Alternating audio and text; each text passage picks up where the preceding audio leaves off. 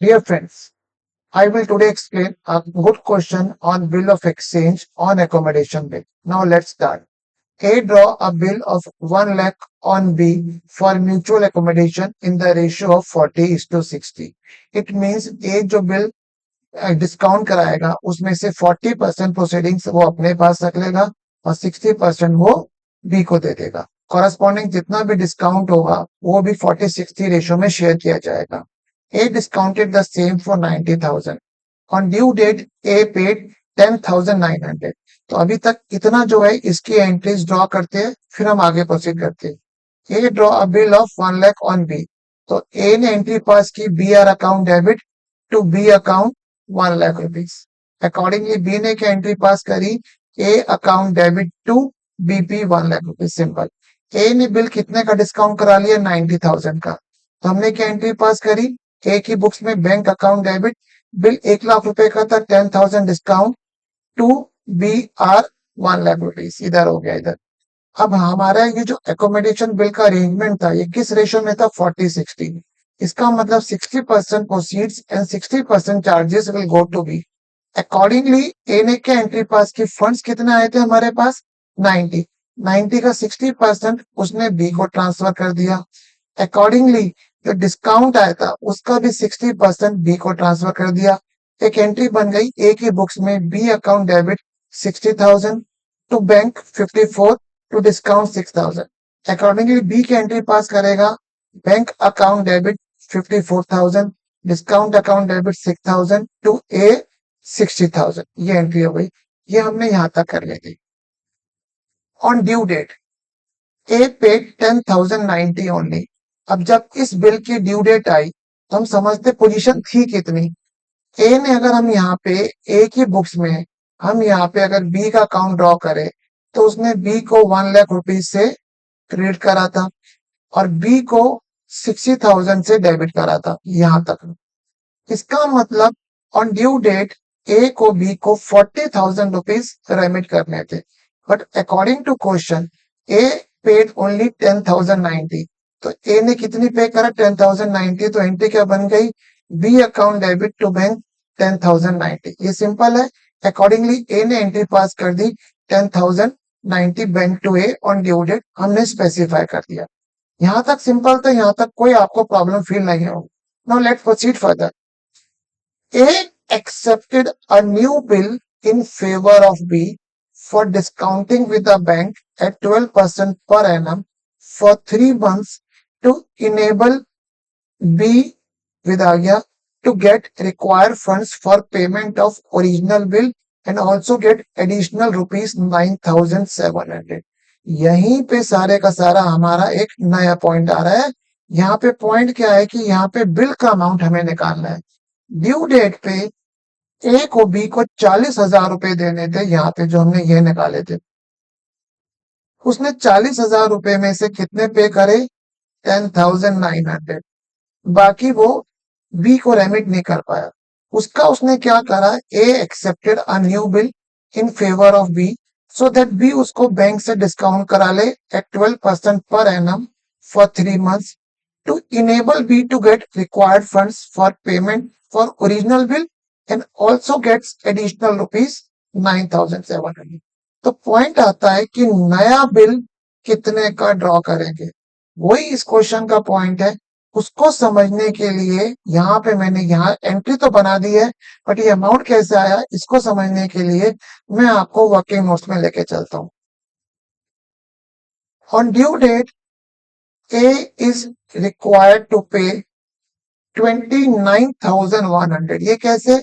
ए ने originally B को 1 लाख रुपए क्रेडिट करे थे, 60,000 रुपए ट्रांसफर कर दिए अलॉन्ग विद एक्सपेंस और 10,900 ट्रांसफर कर दिए। 1 लाख में से 60 गए 40, 40 में से गए 30, 30 में से 900 गए 29,900। मीन्स ड्यू डेट पे ए को बी को 29,100 रुपए देने थे। Further, B wants additional funds of 97,000। Now question says, question क्या कह रहा है? B को ये फंड्स कैसे मिलेंगे? जब B A का बिल डिस्काउंट कराएगा एट 12% पर annum for 3 months। means B will be able to get funds at a discount of 12% per annum for 3 months, which means discount is 3%. अब यहां पे हम एक लाइन लिख रहे हैं, B needs additional funds of 30,800. ये 30,800 नहीं है, इट्स 38. ये 38 कैसे आया? बी को 29,100 चाहिए टू पे द ओरिजिनल बिल और 97,9,700 फंड्स और चाहिए. तो इसका मतलब बी को एडिशनल में 38,800 फंड्स चाहिए. अब बी को ये फंड्स कैसे मिलेंगे? जब बी ये एक बिल जो ए ड्रॉ कर रहा है वो डिस्काउंट कराएगा और डिस्काउंट अमाउंट इज 3%. अगेंस्ट हमने यूनिटी मेथड लगाया. अगर बिल का अमाउंट 100 रुपीज है, डिस्काउंट 3 रुपीज आए, 3% के कॉरेस्पॉन्डिंग, नेट प्रोसीड्स कितनी आएगी? 97. इसका मतलब 97 अगर नेट प्रोसीड्स है तो बिल कितने का होना चाहिए? 100 रुपीज का. और अगर नेट प्रोसीड्स 38,800 है तो बिल कितने का होना चाहिए? इसको हमने सॉल्व करा, मैंने यही चीज यहाँ पे लिखी है. इसको सॉल्व करके अमाउंट आएगा 40,000. इसका मतलब यहाँ पे जो क्वेश्चन का पॉइंट था कि ए ने, हमने क्वेश्चन में हमें डाटा दे दिया है कि बी के पास कितना शॉर्टफॉल है और बी को कितने एडिशनल फंड चाहिए, बी को वो फंड्स किस रेट ऑफ इंटरेस्ट में मिलेंगे. उसके अकॉर्डिंग हमने वर्किंग करके ये निकाला, जो नया बिल का अमाउंट आएगा वो 40,000 आएगा. हेंस ए एंट्री पास करेगा B account debit to B 47,000 और बी एंट्री पास करेगा B R account debit to A 40,000. तो यहाँ पे ये नया पॉइंट था which you will not again find anywhere. अब आगे बढ़ते. On due date of second bill A becomes insolvent. But इससे आगे बढ़ने से पहले एक हिडन पॉइंट और है, वो मैं आपको समझाता हूं. आइए. अब बी के पास ये नया बिल आ गया, बी ने ये डिस्काउंट कराया, बैंक अकाउंट डेबिट 3% पे 40,000, 3% 1200 डिस्काउंट टू बी आर. अब यहाँ पे पॉइंट आ रहा है, फिर से ये पॉइंट आ रहा है, मैंने अपने और वीडियोस में समझाया है कि जब भी सेकंड बिल एकोमोडेशन बिल के केस में डिस्काउंट होगा तो हमें चेक करना है कि जैसे इस केस में ये पूरे के पूरे 1,200 रुपए का नुकसान बी बियर करेगा यहाँ पे, या कुछ पोर्शन हम ए को भी ट्रांसफर करें. इसको समझने के लिए हमें क्या देखना चाहिए कि due date of first bill पे what is the amount due. अब मैं आपको वर्किंग नोट्स 2 पे लेके चलता हूँ. Discount to be borne by A. मैंने आपको अभी क्या बताया था, यहाँ पे मैं आपको दोबारा से ऊपर लेके चलता हूँ, आपको समझ में आएगा. देखिए, ड्यू डेट पे बी को ए से 1,00,000 रुपए लेने थे, 60,000 माइनस कर दिए, 40,000 लेने थे, 10,000 और माइनस कर दिए. मतलब यहाँ पे ड्यू डेट तक बी को 29,100 रुपए लेने थे ए से. अब यहाँ पे बी के पास जो फंड्स आए वो कितने आए? 38,800, जिसपे ऊपर 1,200 रुपए का खर्चा लग गया. अब यहाँ पे एक चीज समझते हैं, A is to paid 29,100 to B on due date of first पे. अब बी के पास जो फंड्स आए वो 3800 के फंड्स आए, जिसके ऊपर उसको जो खर्चा पड़ गया वो कितना पड़ गया? 1,200 रुपए. इस फंड में से 29,100 तो ए से आने थे, हेंस जितना भी डिस्काउंट है 1,200 रुपए का डिस्काउंट इंटरेस्ट ये कितने फंड्स पे ऊपर लेने के लिए आया? 38,800. तो इसमें से 29,100 के फंड्स किससे आने थे? ए से आने थे. ये सॉल्व करके अमाउंट कितना आएगा? 900. इसका मतलब बी ने यहाँ पे जो 1,200 रुपए खर्चा करा है, इसमें से 900 रुपए का खर्चा has to be borne by A. Accordingly B will pass an entry A account debit to discount और ए एंट्री पास करेगा डिस्काउंट टू बी. तो इस क्वेश्चन में एक दो हिडन पॉइंट हुए. पहला पॉइंट हुआ कि नया बिल सेकंड बिल ए कितने का ड्रॉ करेगा, एंड सेकंड हिडन पॉइंट ये हुआ कि बी ने जो फंड्स अवेल करे आफ्टर डिस्काउंटिंग उसमें से कितना डिस्काउंट वो ए को पास ऑन करेगा। अब यहाँ पे एक चीज समझते हैं, यहाँ मुझसे एक एंट्री स्किप हो गई है अभी।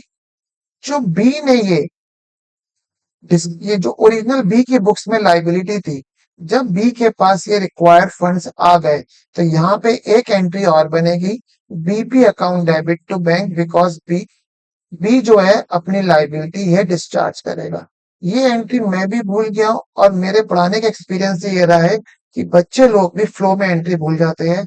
तो प्लीज ये ध्यान रखना, एकोमोडेशन बिल में जो भी ओरिजिनल बिल क्रिएट हुआ है, अनलेस एंड अनटिल वो डिसऑनर हुआ है, उसकी पेमेंट दिखानी है। तो यहां तक हमारा मैटर रिजॉल्व हो गया। अब हम आगे बढ़ते हैं। On due date of second bill, A becomes insolvent and 70% is recovered. अब A इंसॉल्वेंट हो गया है तो A एंट्री पास करेगा B account debit to PP account, और बी एंट्री पास करेगा ए से उसे लेना है, और उसने बिल बैंक से डिस्काउंट कराया था तो वो बैंक को क्रेडिट कर देगा। तो एंट्री बन जाएगी A account debit to bank account. अब क्वेश्चन कह रहा है on due date A becomes insolvent and 70% is recover. अब बी कितना रिकवर कर पाया उसको जानने के लिए हम नॉर्मल बी की बुक्स में ए का अकाउंट बनाएंगे। उसने पहले ए को डेबिट करा था 1 लाख रुपए से, 54,600 ये ओरिजिनल आ गया, 10,900 मिल गए थे। नया बिल ड्रॉ हुआ था, डिस्काउंट ट्रांसफर करा, बिल डिसऑनर हुआ। ये जो लेजर अकाउंट है in the books of B, A का जो लेजर अकाउंट है, ये आप ऊपर से ड्रॉ करोगे on the basis general entry, आपको समझ में आ जाएगा।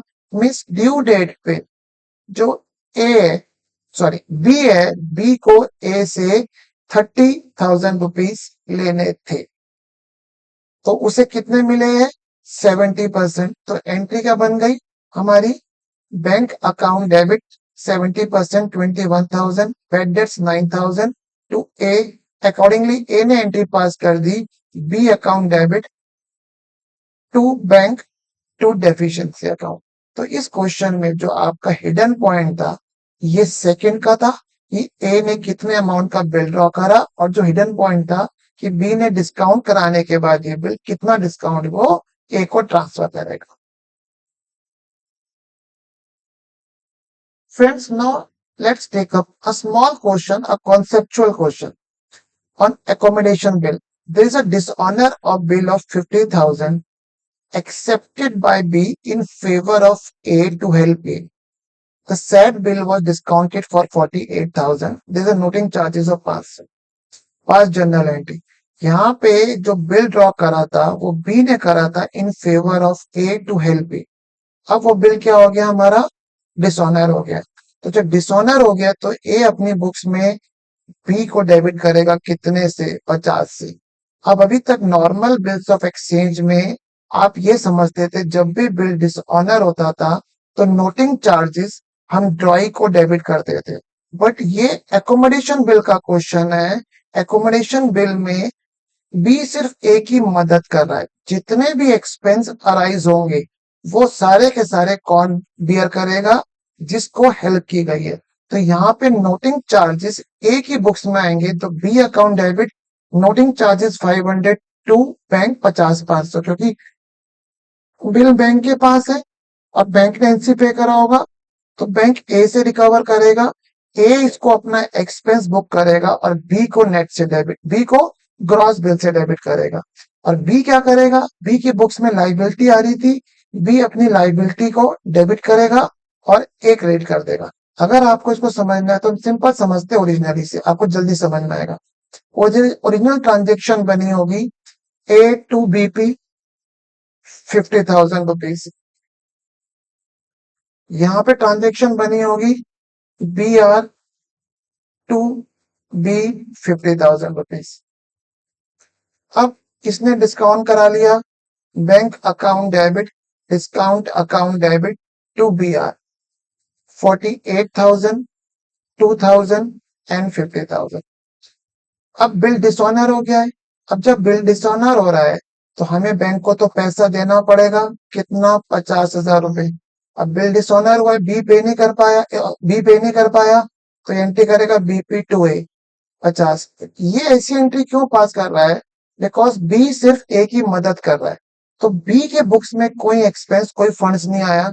अब यहाँ पे टू बैंक, बैंक ने एनसी पे करे होंगे 500 रुपए, और हम यहाँ पे अपना एनसी 500 रुपए बुक करके हम यहाँ पे बी को डेबिट कर देंगे 50।